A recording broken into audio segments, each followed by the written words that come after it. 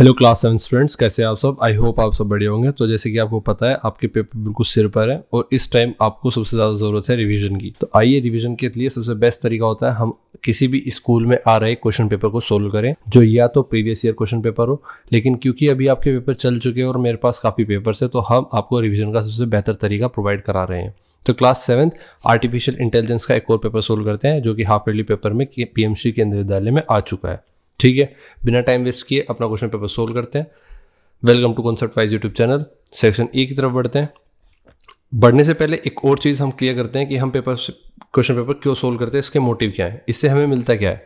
एक, कि हमारा रिवीजन बेस्ट होता है, ठीक है। दूसरा, हमें मोस्ट इम्पोर्टेंट क्वेश्चंस हमें सामने मिल जाते हैं जो पेपर में आने की सबसे ज़्यादा पॉसिबिलिटीज़ हैं। और तीसरा, हमें पेपर को सोल्व करने की अप्रोच समझ में आ जाती है, ठीक है, पेपर को सोल्व करने का तरीका। ठीक है, तो आइए स्टार्ट करते हैं। क्वेश्चन नंबर 1 कहता है, मल्टीपल चॉइस क्वेश्चंस आपके सामने आएंगे कुछ। अब पहला क्वेश्चन है, self driven car is considered as. तो जो खुद चलने वाली गाड़ियां होती हैं वो कंसिडर की जाती हैं जैसे कि वो, ऑप्शन ए कहता है strong AI, B narrow AI, C both A and B और D none of the above. तो आंसर होगा आपका बी नैरो एआई। क्यों? Self driven cars use narrow AI which means they are specialised for a particular task and can not perform all task like a human. वो सिर्फ narrow AI का मतलब है basically वो particular task को perform करने के लिए बनाया गया है। स्ट्रॉन्ग एआई उसमें आता है जो हर काम कर सकता है, जैसे ह्यूमन की तरह रिएक्ट करना, हर चीज़ करना, लेकिन नैरो एआई होता है सिर्फ वो गाड़ी चलाने के लिए बनाया गया एआई है, ठीक है। दूसरा क्वेश्चन आता है, predictive search is the future of which of the following. Option A आपका चैटबॉट, बी डेटाबेस, सी सर्च इंजन और डी डिजिटल असिस्टेंट। तो आपका आंसर होगा सी सर्च इंजन। पूछा क्या गया था आपसे कि predictive search is the feature of which following. तो आपको पता है जो प्रिडिक्टिव सर्च है मतलब आप क्या सर्च करने वाले हैं इसको पहले से ही प्रिडिक्ट कर लेना किसका पार्ट होगा, ये फीचर है सर्च इंजन का। नेक्स्ट क्वेश्चन है, process of learning enhance our. Option A knowledge, B intelligence, C both A and B और D none of the above. तो प्रोसेस ऑफ लर्निंग मतलब सीखने का जो प्रोसेस है ये क्या एनहेंस कर रहा है हमारा। तो आपको पता है ये क्या एनहेंस कर रहा है, दोनों, नॉलेज को भी एनहेंस कर रहा है हमारी और इंटेलिजेंस को भी एनहेंस कर रहा है हमारी। अच्छा, इन क्वेश्चंस के साथ मैं आपको बता देता हूँ कि हम टेलीग्राम पर आपको इस पीडीएफ के साथ साथ इस पीडीएफ का डिटेल्ड सॉल्यूशन भी प्रोवाइड कराते हैं। डिस्क्रिप्शन में लिंक है, आप टेलीग्राम चैनल को ज्वाइन कर लीजिए। कैसे प्रोवाइड कराते हैं वो मैं दिखाता हूँ। मान लीजिए सेक्शन ए आपके पास एक सेक्शन है जिसके क्वेश्चन है मल्टीपल चॉइस क्वेश्चन। अब इसका आंसर कैसे प्रोवाइड किया जाएगा, इसके आंसर्स प्रोवाइड किए जाएंगे कुछ इस प्रकार से। देखो, ऑप्शन ए था हमारा, फर्स्ट क्वेश्चन का आंसर था हमारा बी नैरो एआई, तो उसको एक्सप्लेन करके दिखाया जाएगा, आपको बताया जाएगा कि ये क्यों है। फिर आपका क्वेश्चन सेकंड है, predictive search is the feature of which of the following. तो सर्च इंजन का फीचर है, फिर आपको एक्सप्लेन किया जाएगा। तो इस तरह से आपको हर चीज़ का आंसर डिटेल्ड सॉल्यूशन के साथ प्रोवाइड किया जाएगा विद टेबल बनाकर, और एसएसटी के पेपर या साइंस के पेपर होंगे तो विद डायग्राम होगा, ठीक है। तो इस तरह से आप अपनी पीडीएफ अवेल कर सकते हो टेलीग्राम चैनल पर। आइए नेक्स्ट क्वेश्चन की तरफ बढ़ते हैं। Question number 4, to solve different type of problems different types of dash are needed. तो किस तरह की अलग अलग चीज़ों की जरूरत पड़ती है अलग अलग प्रॉब्लम्स को सोल्व करने के लिए।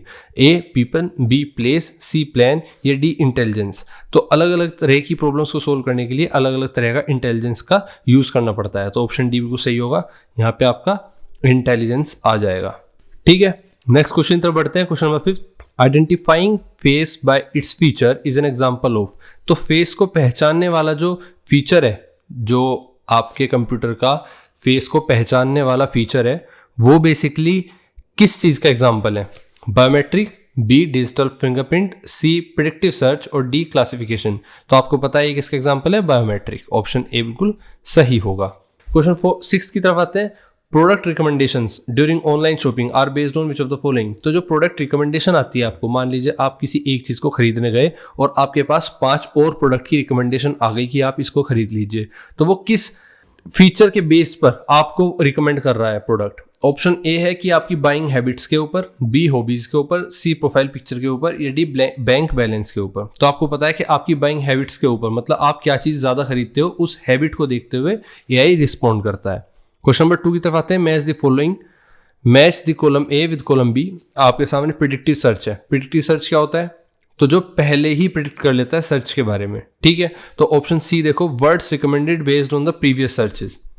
आपको पता है words recommended on the based on previous searches. Option C बिल्कुल सही होगा। फ्रॉड डिटेक्शन क्या होता है, आइए देखते हैं। Identify a face in a video clip, नहीं, फेस वाली बात किसकी है, आपकी है। Object detection, sentimental analysis, product recommendation और फ्रॉड डिटेक्शन।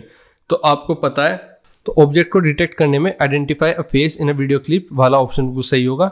सेकंड, फ्रॉड वाली बात कर लेते हैं, तो आपका D option, transfer of a huge amount from one account to another. Fraud detection में क्या होता है कि कुछ अगर फ्रॉड को डिटेक्ट करना है तो बहुत बड़ा ट्रांसफर हुआ है कहीं पर, तो उसको डिटेक्ट करना होता है। प्रोडक्ट रिकमेंडेशन कब होगा, प्रोडक्ट रिकमेंडेशन होगा आपका अवर बाइंग हैबिट्स एंड प्रेफरेंसेस के बेस पर, ठीक है, ये इससे रिलेटेड है। और फोर्थ, सेंटिमेंटल एनालिसिस, बचा क्या आपका ई। तो सेंटिमेंटल एनालिसिस कहता है our online interactions about a product और सर्विस, तो ये हमारा इंटरेक्शन को शो करता है, ठीक है। इस हिसाब से हमने अपने आंसर लिखे। क्वेश्चन नंबर 3 पर आते हैं। फिल इन द ब्लैंक्स आपके सामने है।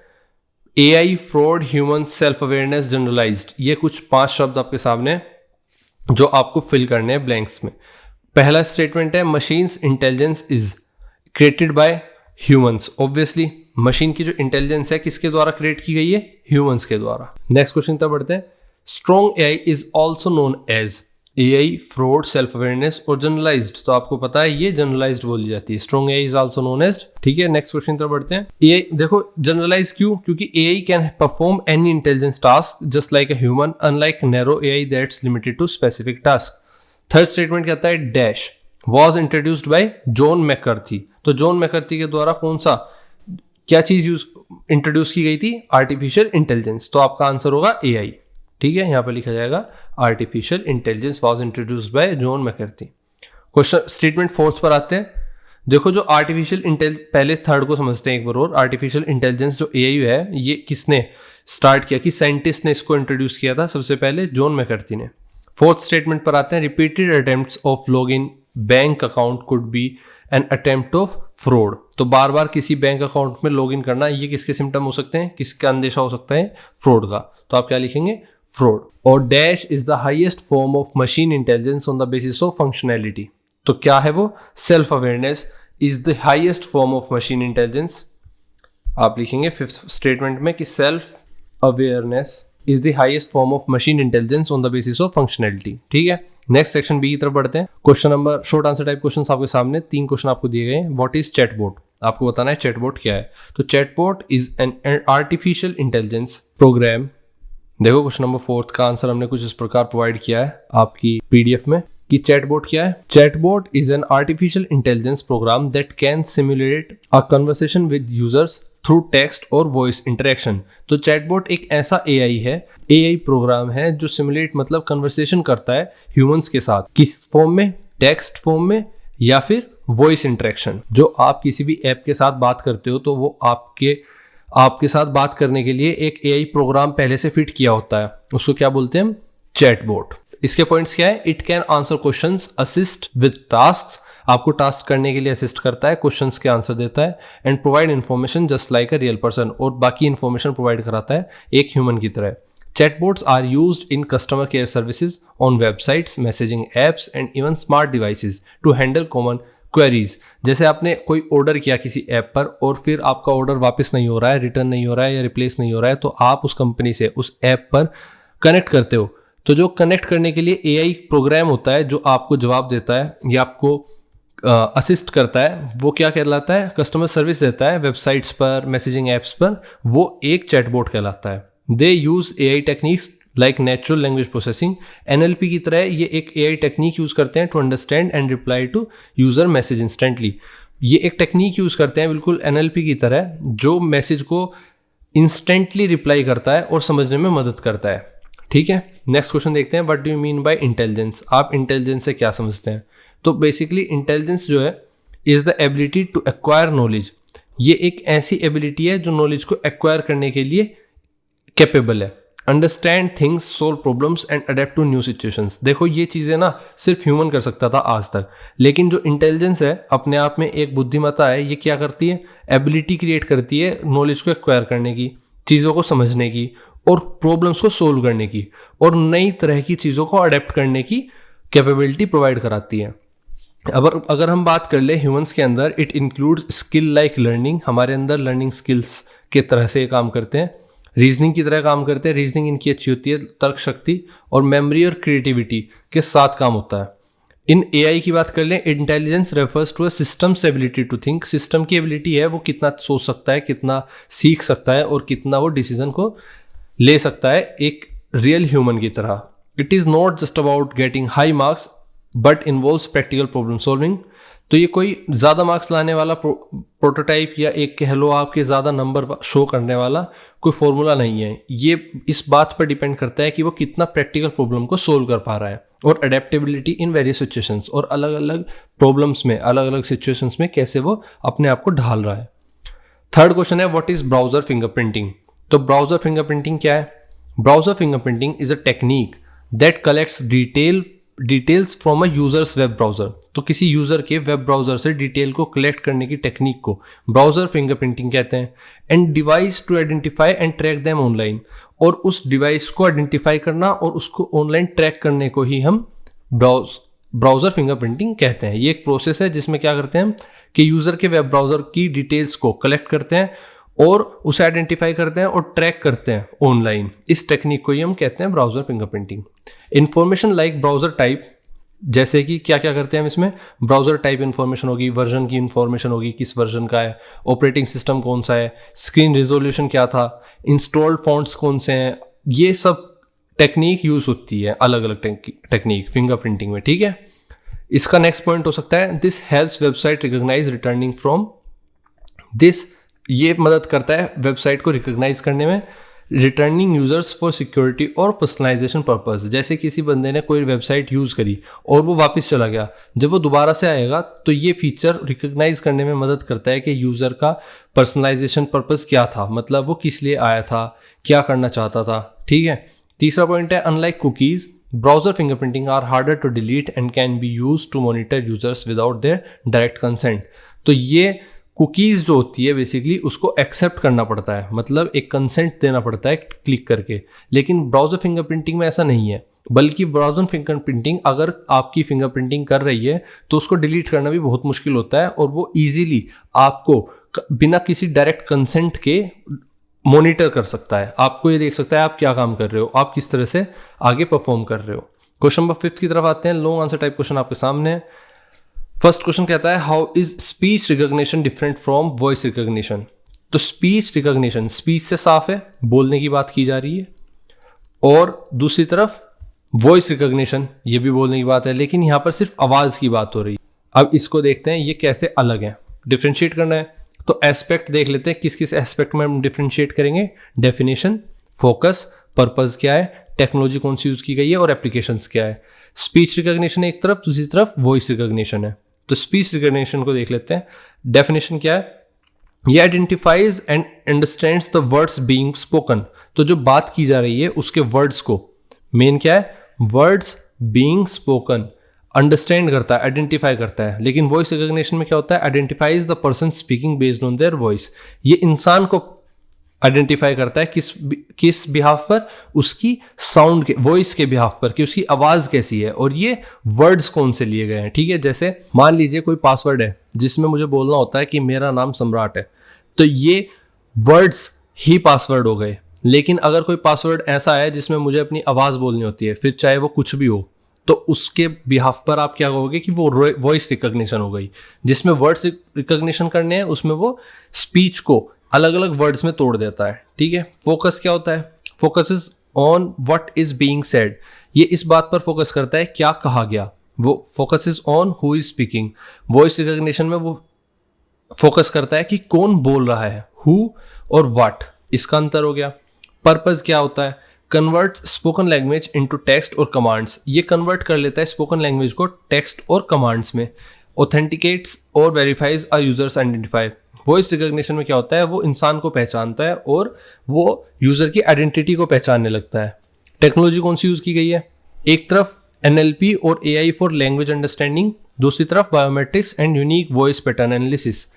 एप्लीकेशंस क्या हो सकती है, इधर हम जैसे सीरी से बात करते हैं, सीरी, एलेक्सा, गूगल असिस्टेंट, ये क्या है, इनको जब हम कुछ बोलते हैं तो ये इस बात पर डिपेंड नहीं करता कि कौन बोल रहा है, बल्कि वो इस बात पर डिपेंड करता है कि हम क्या बोल रहे हैं। फॉर एग्जाम्पल मैं बोलूँ या आप बोलो, लेकिन हमें क्या गाना बजवाना है तो वो ध्यान देगा कि किस वर्ड को लिया गया है, कौन सा गाना बजाने के लिए कौन सा वर्ड इंपॉर्टेंट है।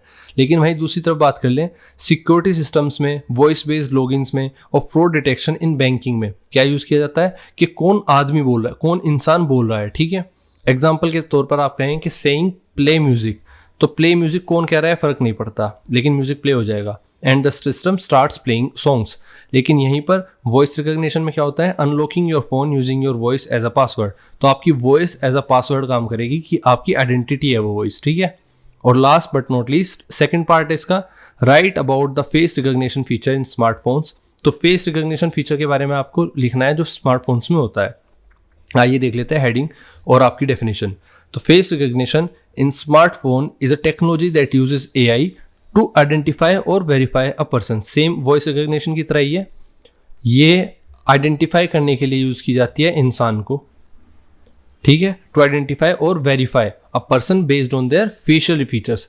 लेकिन ये किस बिहाफ पर करती है, फेशियल फीचर्स के बिहाफ पर।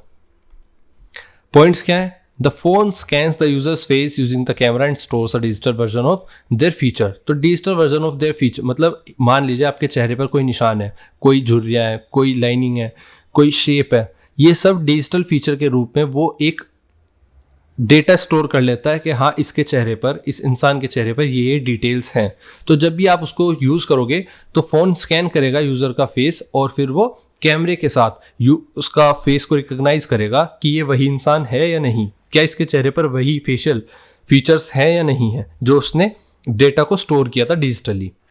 दूसरा point, when unlocking the phone compares the current scan to the stored face data.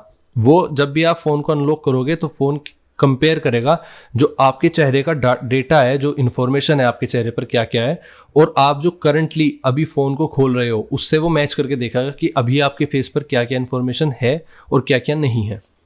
This provides a secure, quick and password free way to unlock the device. ये एक सही तरीका है, सिक्योर तरीका है और तेज़ तरीका है, पासवर्ड फ्री तरीका है अनलॉक फ़ोन को अनलॉक करने का। Advanced smartphones also use face recognition for secure app access and payment authentication.